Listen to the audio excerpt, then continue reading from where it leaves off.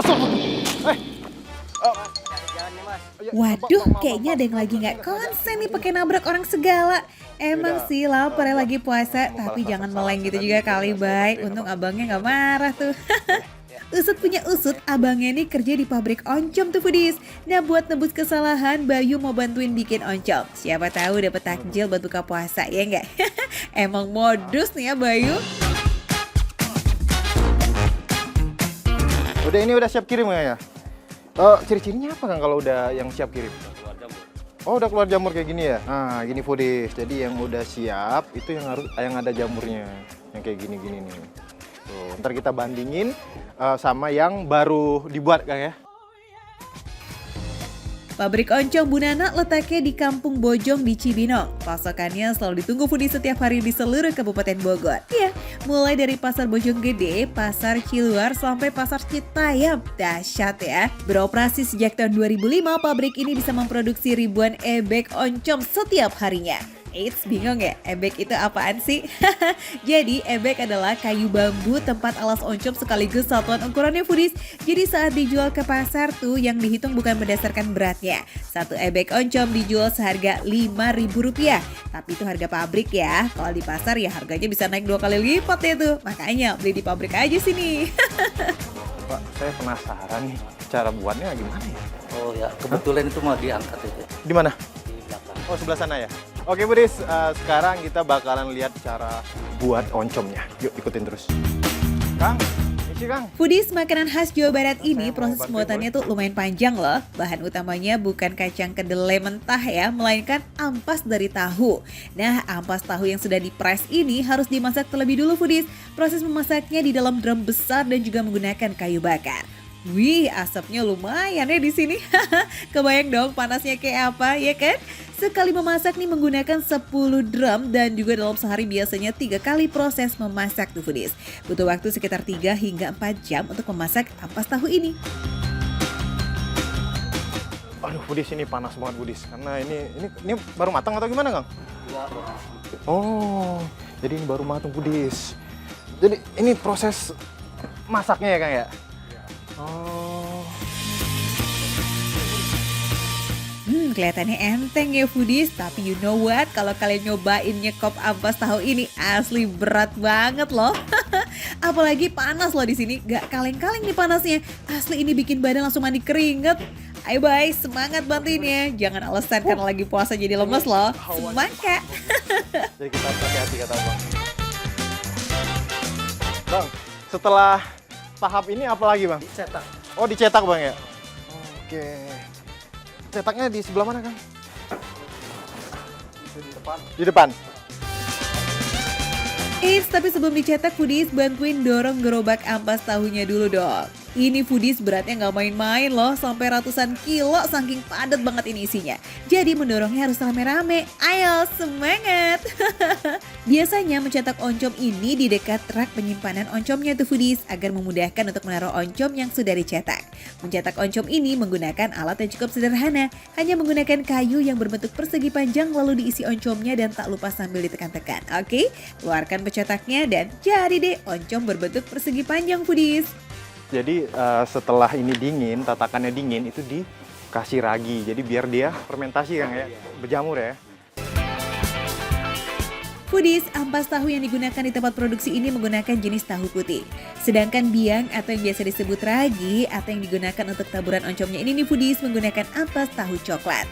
Nah setelah didiamkan selama semalaman dan sudah keluar jamurnya, biasanya oncom bisa langsung dipanen tuh foodies. Nah foodies, penasaran kan gimana yang udah matangnya? Yuk ikutin terus. Wih, ini dia yang namanya Istana Oncom ya foodies. Aduh, banyak banget nih. Ini sih kalau diolah semua bisa ngasih makan ribuan orang ya foodies. Wow, foodies, lihat tuh. Ini dia harta karunnya yang tersembunyi. Wah, lihat. Waduh, ini ada berapa piece ini? Ini ada ratusan sih kata Kangnya, ada 600 lebih kurang yang udah siap panen. Nah, mau lihat nggak? Yang udah panen itu ciri-cirinya gimana? Tuh, dia udah berjamur dan ada kemerah-merahan. Tadi kan yang sebelum diolah itu warnanya putih bersih dan difermentasi selama 1 hari jadinya begini foodies. Tuh, lihat tuh. Mantap ini Budis. Kayaknya nggak lengkap ya kalau oncom ini nggak kita olah. Gimana kalau kita olah oncomnya? Setuju? Penasaran kan olahannya kayak gimana? Ikutin terus.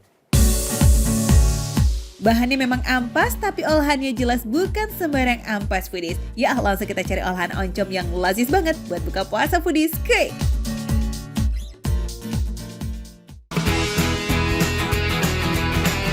Foodies nyari olahan oncom di Jawa Barat khususnya Bogor bukan perkara sulit ya. Namanya juga bahan makanan favorit orang Sunda.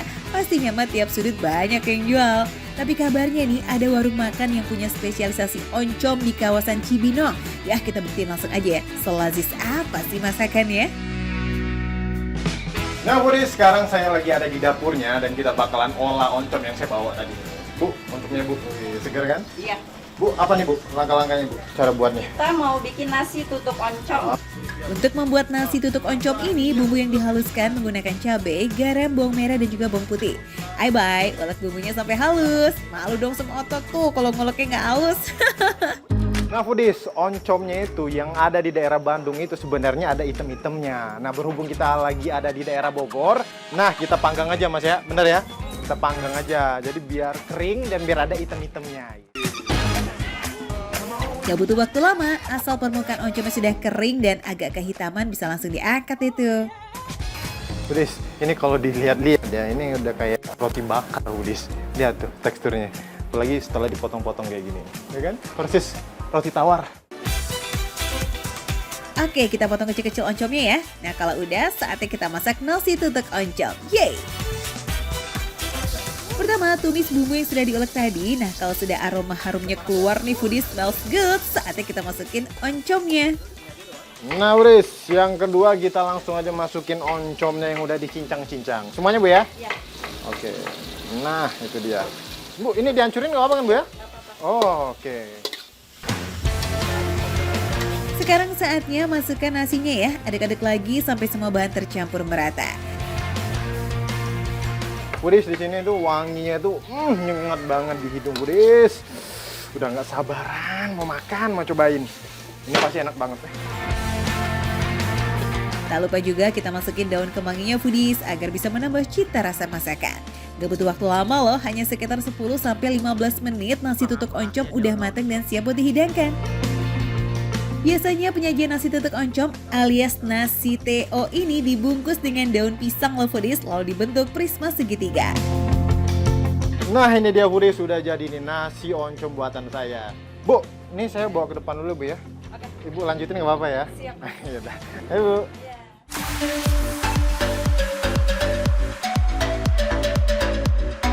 Oh ya, selain mudah diolah jadi aneka masakan yang lazis, oncom kaya akan kandungan gizi loh, mulai dari protein, zat besi, hingga fosfor.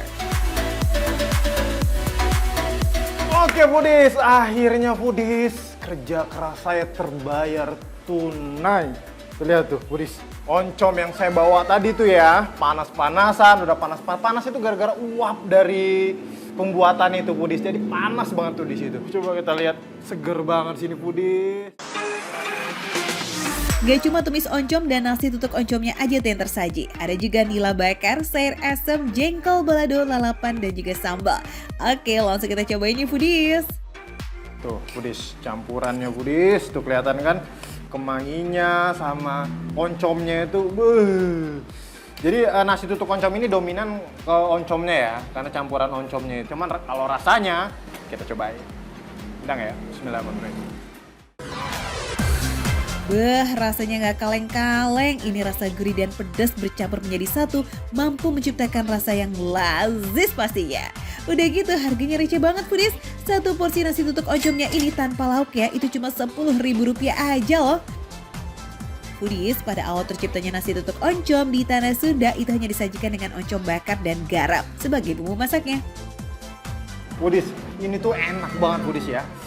Seger dan renyah. Nah, di sini juga ada lencanya Budis. Jadi di mulut itu nge-mix banget.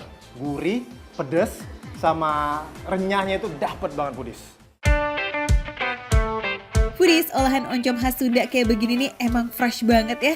Teksturnya nggak hancur dan masih berasa saat dikunyah. Pahit, pedas, gurih, aduh berpadu jadi satu nikmatnya. Makin mantap lagi kalau ditambah sama lauk nila bakar. Nah, itu dia foodies. Ikannya. Bumbu ya, bumbu kecapnya itu ya, lihat tuh ya. Tuh, di sambalnya, terus ada tomatnya. Tuh, wah kayaknya segar banget nih foodies. Cobain ya. Tuh kan, rasanya emang gak kaleng-kaleng foodies. Gurih dan pedasnya tuh bercampur dan meninggalkan rasa yang nikmat pakai banget di mulut kita. Nah kalau udah kayak begini mah pesanan kita nggak bisa cuma satu nih foodies. Hati-hati kalap ya kalau kamu kesini. Nah buat foodies-foodies nih yang lagi ada di daerah Cibinong, tepatnya di daerah Pondok Rajab, jangan lupa nih mampir di rumah makan Nusa Indah. Tuh makanan itu udah terbukti foodies, nasi oncomnya itu nikmat banget. Oke foodies, makan receh, menu receh, tapi rasa gak recehan. Lanjut lagi.